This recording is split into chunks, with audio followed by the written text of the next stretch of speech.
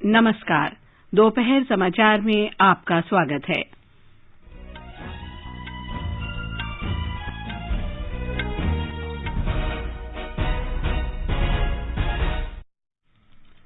प्रधानमंत्री नरेंद्र मोदी ने वित्त प्रौद्योगिकी फिनटेक विचारशील नेतृत्व मंच इन्फिनिटी फोरम का उद्घाटन किया। प्रधानमंत्री ने कहा, वित्त अर्थव्यवस्था की जीवनदायिनी है और प्रौद्योगिकी इसकी वाहक है। अंत्योदय की प्राप्ति के लिए दोनों ही समान रूप से महत्वपूर्ण हैं। राष्ट्रपति रामनाथ कोविंद ने अंतर्राष्ट्रीय दिव्यांगजन दिवस पर राष्ट्रीय पुरस्कार प्रदान किए। सरकार ने कहा, भारत जनसंख्या के स्थिरीकरण की राह पर है। कृषि मंत्री नरेंद्र सिंह तोमर ने कहा, प्रधानमंत्री किसान सम्मान निधि योजना के अंतर्गत 1,60,000 करोड़ रुपए सीधे ही किसानों के खाते में भेजे गए। स्वास्थ्य मंत्री ने लोकसभा में बताया, पिछले महीने की 28 तारीख तक स्वास्थ्य बीमा योजना के अंतर्गत 17 करोड़ 20 लाख से अधिक लाभार्थी को आयुष्मान कार्ड जारी किए गए। राष्ट्रव्यापी टीकाकरण अभियान के अंतर्गत अब तक 126 करोड़ टीके लगाने का आंकड़ा पार। स्वस्थ होने की राष्ट्रीय दर 98.35% हुई। नौसेना प्रमुख एडमिरल आर हरि कुमार ने कहा, कोविड महामारी के बावजूद नौसेना ने युद्ध और मिशन की तैयारी को बनाए रखा। मुंबई में भारत और न्यूजीलैंड के बीच दूसरे और अंतिम क्रिकेट टेस्ट मैच में ताजा समाचार मिलने तक भारत ने 3 विकेट पर 101 रन बनाए। जूनियर विश्व कप हॉकी प्रतियोगिता के सेमीफाइनल में मौजूदा चैंपियन भारत का मुकाबला जर्मनी से और फ्रांस का सामना अर्जेंटीना से होगा।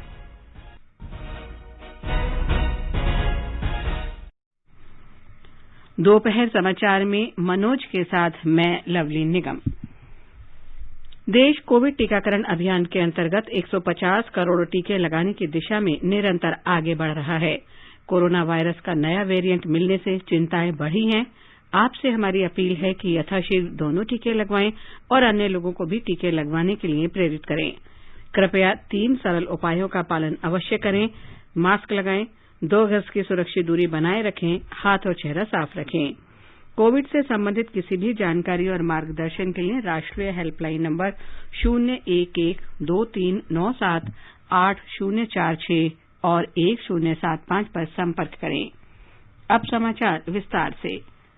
प्रधानमंत्री नरेंद्र मोदी ने कहा है कि भारत ने दुनिया के समक्ष ये सिद्ध कर दिया है कि जब वो प्रौद्योगिकी को अपनाने या नवाचार की बात करता है तो किसी से पीछे नहीं है। उन्होंने कहा कि डिजिटल इंडिया के तहत परिवर्तनकारी पहलों ने शासन में लागू किए जाने वाले अभिनव फिनटेक समाधानों के द्वार खोल दिए हैं। India has proved to the world that it is second to none when it comes to adopting technology or innovating around it. Transformational initiatives under Digital India have opened doors for fintech innovations to be applied in governance. Technology has also catalyzed financial inclusion. From less than 50% Indians having bank accounts in 2014, we have almost universalized. प्रधानमंत्री ने आज video conference के माध्यम से वित्तीय प्रौद्योगिकी पर विचार नेतृत्व मंच इन्फिनिटी फोरम का उद्घाटन किया। इस कार्यक्रम की मेजबानी गुजरात अंतर्राष्ट्रीय वित्तीय प्रौद्योगिकी सिटी और ब्लूमबर्ग के सहयोग से अंतर्राष्ट्रीय वित्तीय सेवा केंद्र प्राधिकरण कर रहा है।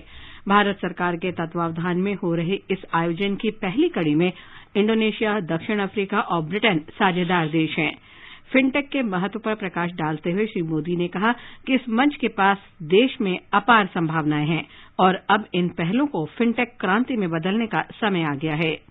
Fintech revolution, a revolution that helps to achieve financial empowerment of every single citizen of the country. Fintech industry has achieved huge scale.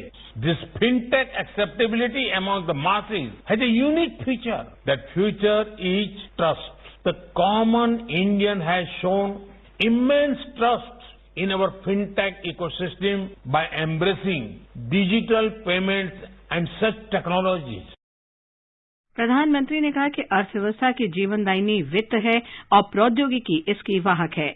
उन्होंने कहा कि अंत्योदय और सर्वोदय की प्राप्ति के लिए वित्त और प्रौद्योगिकी दोनों समान रूप से महत्वपूर्ण हैं। हमारे संवाददाता ने खबर दी है कि 2 दिवसीय यह आयोजन फिनटेक से संबंधित पहलुओं पर ध्यान केंद्रित करने और समावेशी विकास के लिए इसका उपयोग करने के लिए एक मंच प्रदान करेगा। इन्फिनिटी फोरम की थीम है बियॉन्ड यानी सर्वोच्च। राष्ट्रपति रामनाथ कोविंद ने आज नई दिल्ली में अंतर्राष्ट्रीय दिव्यांग दिवस पर दिव्यांग जन के सशक्तिकरण की दिशा में उत्कृष्ट कार्य के लिए राष्ट्रीय पुरस्कार प्रदान किए। ये पुरस्कार व्यक्तियों, संस्थानों, संगठनों, राज्य और जिले को उनकी उत्कृष्ट उपलब्धियों और दिव्यांग जन के सशक्तिकरण की दिशा में काम करने के लिए प्रदान किए गए। इस अवसर पर सामाजिक न्याय और आधिकारिता मंत्री डॉक्टर वीरेंद्र कुमार भी उपस्थित थे। डॉक्टर वीरेंद्र कुमार ने कहा कि सरकार दिव्यांग जनों के लिए दिव्यांगता पहचान पत्र परियोजना को कार्यान्वित कर रही है।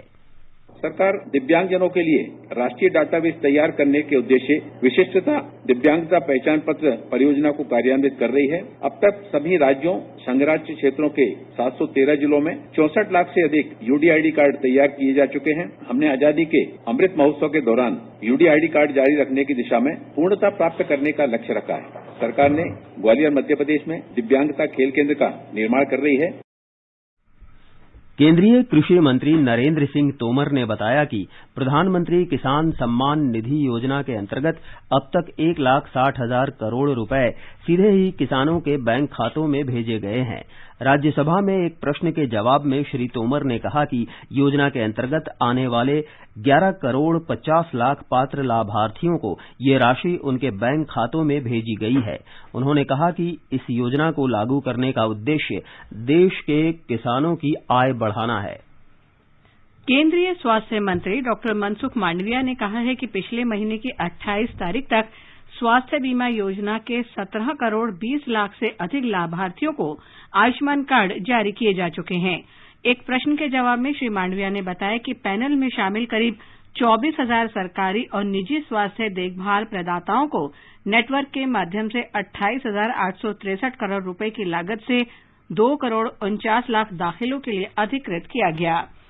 स्वास्थ्य मंत्री ने इन आरोपों का खंडन किया है कि देश में कोविड की दूसरी लहर के दौरान ऑक्सीजन की कमी के कारण कई लोगों की जान चली गई थी।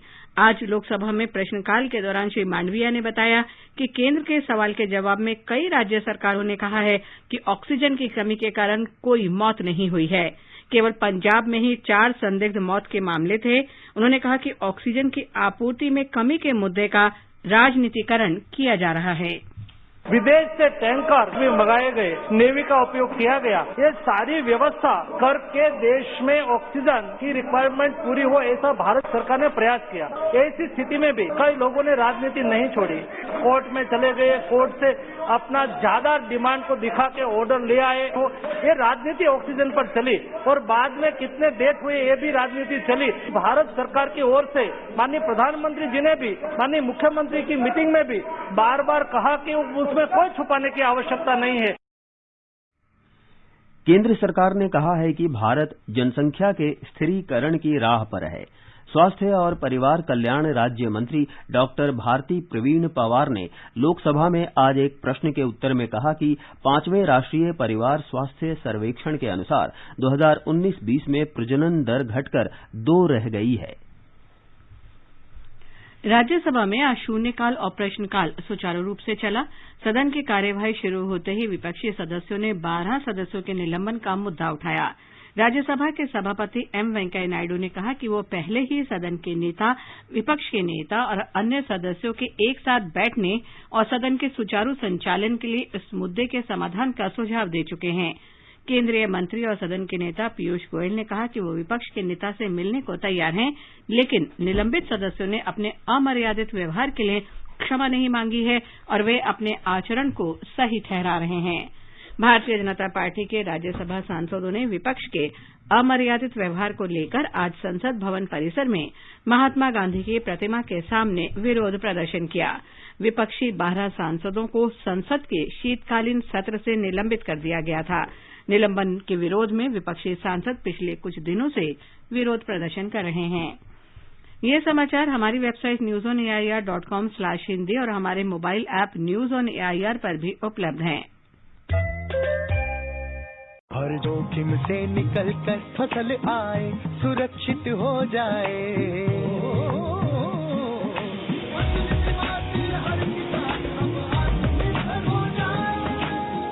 संकट के समय प्रधानमंत्री फसल बीमा योजना किसानों के लिए वरदान है।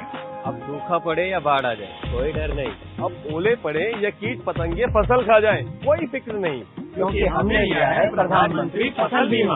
बुआई से फसल कटाई तक हर जोखिम का दावा, न्यूनतम प्रीमियम पर अधिकतम भुगतान का वादा। योजना से हर साल जुड़ रहे हैं 5 करोड़ से ज्यादा किसान। अब आपकी है बारी। नजदीकी कृषि कार्यालय, सहकारी समिति, बैंक शाखा, अधिकृत बीमा कंपनी या जन सेवा केंद्र में स्वेच्छा से करा सकते हैं पंजीकरण। फसल बीमा पोर्टल या फसल बीमा ऐप द्वारा भी कराया जा सकता है पंजीकरण। प्रधानमंत्री फसल बीमा योजना, आपकी फसलों का संपूर्ण सुरक्षा कवच। कृषि एवं किसान कल्याण मंत्रालय, भारत सरकार। दोपहर समाचार में आपका फिर स्वागत है।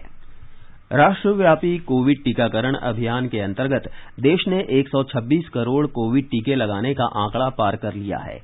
केंद्रीय स्वास्थ्य मंत्रालय ने इसे कोविड के खिलाफ बड़ी उपलब्धि बताया है। स्वास्थ्य मंत्रालय ने कहा है कि कल 73,67,000 से अधिक टीके लगाए गए। इसी दौरान 9,216 नए मामलों की पुष्टि हुई, जबकि 8,612 रोगी स्वस्थ हुए हैं।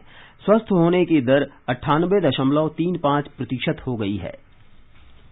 स्वास्थ्य मंत्रालय ने कहा है कि सरकार कोविड-19 के ओमिक्रॉन वेरिएंट की स्थिति पर करीब से नजर रख रही है और समय समय पर उपयुक्त दिशा निर्देश जारी कर रही है। मंत्रालय ने कोविड के नए वेरिएंट पर अक्सर पूछे जाने वाले प्रश्न जारी किए हैं। विश्व स्वास्थ्य संगठन ने ओमिक्रॉन को चिंता का विषय बताया है। मंत्रालय ने कहा है कि ऐसा कोई सबूत नहीं है कि मौजूदा टीके ओमिक्रॉन पर कारगर नहीं हैं। अमरीकी राष्ट्रपति जो बाइडेन ने नए कोविड-19 यात्रा नियमों की घोषणा की है। अमरीका में कोविड के ओमिक्रॉन वेरिएंट के कुछ मामलों की पुष्टि हुई है। श्री बाइडेन ने कहा कि उनकी योजना शटडाउन या लॉकडाउन की नहीं है। नए दिशा निर्देशों के अनुसार सभी अंतर्राष्ट्रीय यात्रियों को अमरीका के लिए रवाना होने से 24 घंटे पहले जांच करानी होगी। आगे बढ़ने से पहले मुख्य समाचारों पर एक नजर। प्रधानमंत्री नरेंद्र मोदी ने वित्त प्रौद्योगिकी फिनटेक विचारशील नेतृत्व मंच इन्फिनिटी फोरम का उद्घाटन किया। प्रधानमंत्री ने कहा, वित्त अर्थव्यवस्था की जीवनदायिनी है और प्रौद्योगिकी इसकी वाहक है। अंत्योदय की प्राप्ति के लिए ये दोनों ही समान रूप से महत्वपूर्ण हैं। राष्ट्रपति रामनाथ कोविंद ने अंतर्राष्ट्रीय दिव्यांगजन दिवस पर राष्ट्रीय पुरस्कार प्रदान किए। सरकार ने कहा, भारत जनसंख्या के स्थिरीकरण की राह पर है। कृषि मंत्री नरेंद्र सिंह तोमर ने बताया, प्रधानमंत्री किसान सम्मान निधि योजना के अंतर्गत 1,60,000 करोड़ रुपए सीधे ही किसानों के खाते में भेजे गए। स्वास्थ्य मंत्री ने लोकसभा में बताया, पिछले महीने की 28 तारीख तक स्वास्थ्य बीमा योजना के अंतर्गत 17 करोड़ 20 लाख से अधिक लाभार्थी को आयुष्मान कार्ड जारी किए गए। राष्ट्रव्यापी टीकाकरण अभियान के तहत अब तक 126 करोड़ टीके लगाने का आंकड़ा पार। स्वस्थ होने की दर, राष्ट्रीय दर 98.35% हुई। नौसेना प्रमुख एडमिरल आर हरि कुमार ने कहा, कोविड महामारी के बावजूद नौसेना ने युद्ध और मिशन की तैयारी को बनाए रखा। मुंबई में भारत और न्यूजीलैंड के बीच दूसरा और अंतिम क्रिकेट टेस्ट मैच में चायकाल तक भारत ने 3 विकेट पर 106 रन बनाए और जूनियर विश्व कप हॉकी प्रतियोगिता के सेमीफाइनल में मौजूदा विजेता भारत का मुकाबला जर्मनी के साथ और फ्रांस का मुकाबला अर्जेंटीना के साथ होगा। नौसेना प्रमुख एडमिरल आर हरि कुमार ने कहा है कि देश के उत्तरी सीमाओं और कोविड की स्थिति ने जो जटिल चुनौतियां पैदा की हैं, भारतीय नौसेना इनसे निपटने के लिए तैयार है। नौसेना दिवस पर संवाददाताओं से बातचीत में एडमिरल कुमार ने कहा कि कोविड के बावजूद नौसेना समुद्री क्षेत्र में किसी भी विपरीत परिस्थिति का सामना करने के लिए तैयार है। केंद्रीय सूचना और प्रसारण मंत्री अनुराग सिंह ठाकुर और उत्तर प्रदेश के मुख्यमंत्री योगी आदित्यनाथ आज गोरखपुर में दूरदर्शन केंद्र के भू केंद्र का उद्घाटन करेंगे। इस अवसर पर इटावा, लखीमपुर खीरी और बहराइच जिलों में आकाशवाणी के 3 FM केंद्रों का भी वर्चुअल माध्यम से शुभारंभ किया जाएगा। आकाशवाणी के प्रधान महानिदेशक एन वेणुधर रेड्डी और दूरदर्शन के महानिदेशक मयंक अग्रवाल इस कार्यक्रम में शामिल होंगे। ये समाचार आकाशवाणी से प्रसारित किए जा रहे हैं। ताजा समाचार जानने के लिए आप हमारे Twitter handle @AIR News Hindi को फॉलो कर सकते हैं।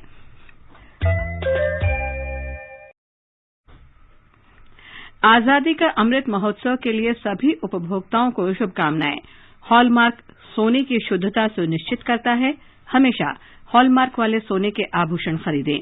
उपभोक्ता संबंधित किसी भी शिकायत के लिए कृपया राष्ट्रीय उपभोक्ता हेल्पलाइन के टोल फ्री नंबर 14404 पर संपर्क करें। उपभोक्ता मामले विभाग, भारत सरकार द्वारा जनहित में जारी।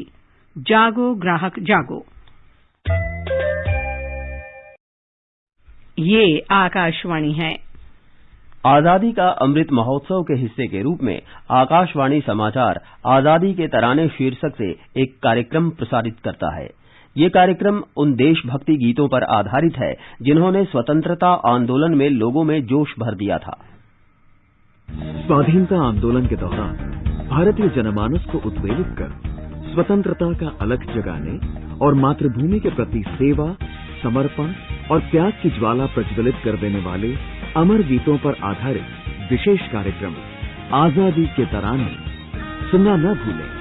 FM गोल्ड 100.1 मेगाहर्ट्ज पर प्रत्येक शुक्रवार शाम 4:45 पर परिक्रमा कार्यक्रम के अंतर्गत आजादी के तराने सिर्फ आकाशवाणी पर। आजादी का अमृत महोत्सव के अंतर्गत आइए अब सुनते हैं आकाशवाणी की विशेष प्रस्तुति आजादी का सफर। आजादी का अमृत महोत्सव।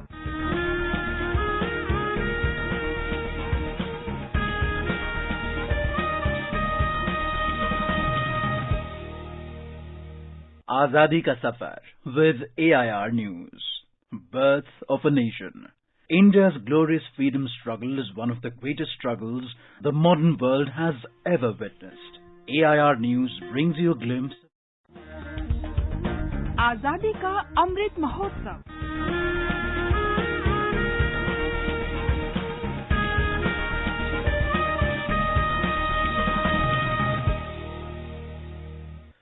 आजादी का सफर आकाशवाणी के साथ एक राष्ट्र का जन्म। भारत का गौरवशाली स्वतंत्रता संग्राम आधुनिक विश्व के अब तक के सबसे बड़े संघर्षों में से एक है। आकाशवाणी समाचार आपके लिए प्रतिदिन इस संग्राम की एक झलक लेकर आता है।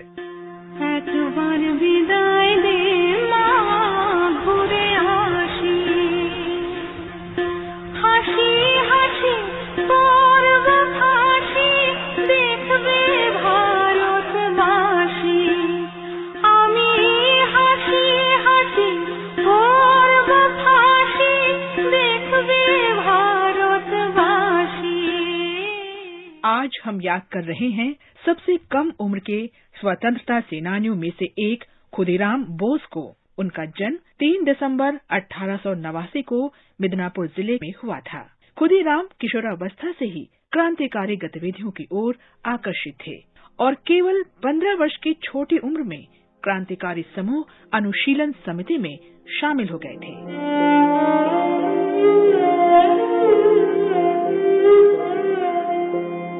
वे श्री अरबिंदो घोष और सिस्टर निवेदिता से प्रेरित थे। खुदीराम के जीवन का निर्णायक क्षण 1908 में तब आया जब उन्हें और प्रफुल्ल चाकी को ब्रिटिश अधिकारी किंग्सफोर्ड को सबक सिखाने का काम सौंपा गया।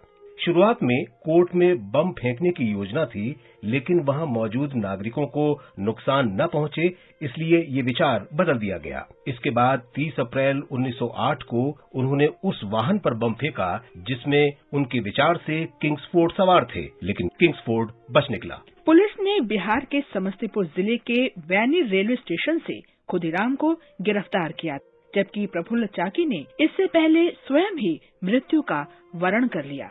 खुदीराम को हथकड़ी बांधकर जब मुजफ्फरपुर थाने में लाया गया तो समूचा शहर इस किशोर को देखने के लिए उमड़ पड़ा।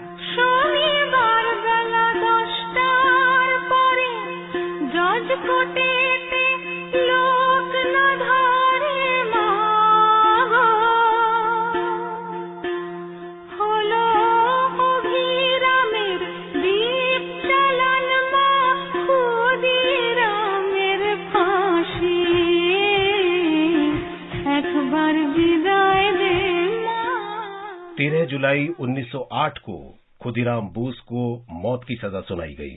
जब अंग्रेज जज ने उनसे पूछा कि क्या वो मौत की सजा का मतलब समझते हैं, तो इस पर खुदीराम ने मुस्कुराते हुए शांति से सिर हिला दिया। खुदीराम ने कहा कि उनके वकील ने उन्हें बम बनाने के लिए बहुत छोटा समझा, लेकिन अगर उन्हें फांसी दिए जाने से पहले कुछ समय दिया जाए तो वो जज को भी बम बनाना सिखा सकते हैं। खुदीराम को 11 अगस्त 1908 को फांसी दे दी गई। हम इस युवा क्रांतिकारी स्वतंत्रता सेनानी को नमन करते हैं।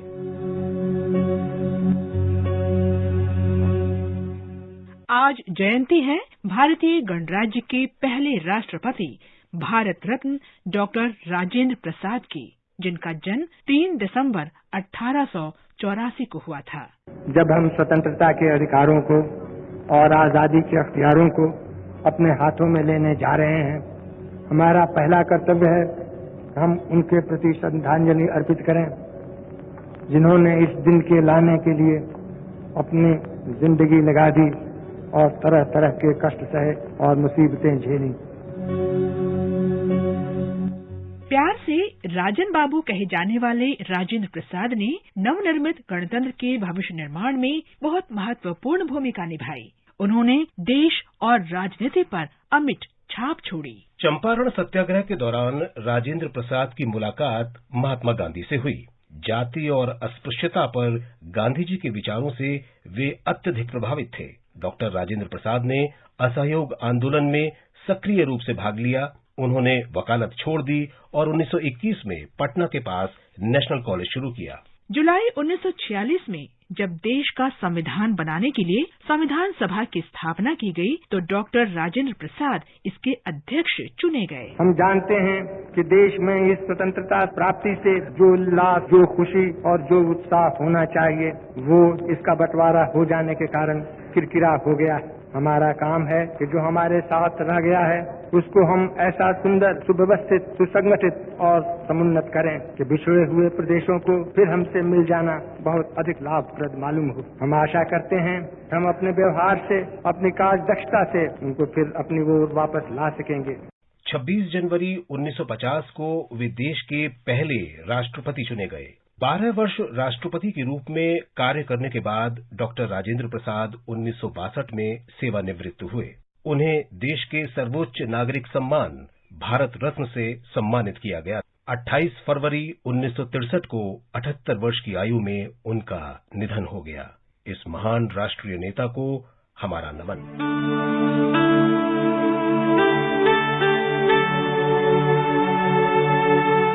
आज हम रमा देवी चौधरी को भी याद कर रहे हैं, जो एक प्रसिद्ध स्वतंत्रता सेनानी और ओडिशा के एक समाज सुधारक थीं। वर्ष 1921 उनके जीवन का महत्वपूर्ण मोड़ था, जब वो गांधी जी और कस्तूरबा जी से मिली।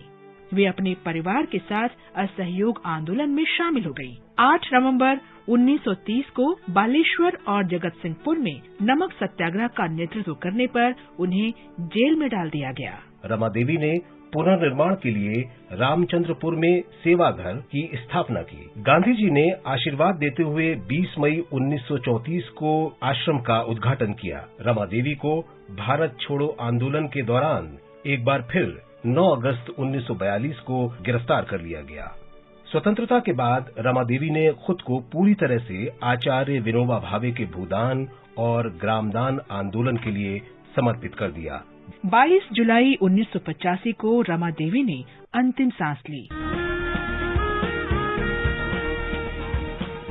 इसके साथ ही आजादी का सफर आकाशवाणी समाचार के संग श्रृंखला की ये कड़ी समाप्त हुई। मिलते हैं कल अगली कड़ी में।